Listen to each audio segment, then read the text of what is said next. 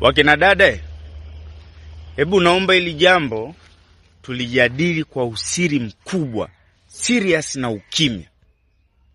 Hivi tunapokuaga kwenye tendo la ndoa na nyinyi, kuna mahala uaga mnafika, unasema hapo usitoke. God have mercy upon us. Hivi hapo uaga ni wapi? Yaani uaga tumegusa sehemu gani mpaka unasema hapo?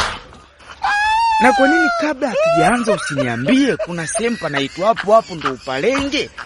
Kama nipige pembeni ni huko pembeni, wewe niambie ni kushoto kulia, katikati chini juu. Lakini tupo ndo hapo, nashindwa kuelewa hapo ni wapi? Uaga ni wapi? Kwenye nini? Au kuna matabaka mabara mawili tofauti? Maana mimi nakuwa niko pale. Wewe unaniambia tena hapo. Kwa hiyo usiposema hapo nakuwa sijafanya kitu. Hapo uaga ni wapi? Hapo hiyo. Hapo hiyo. Which? Au hapo ndo uaga hapo?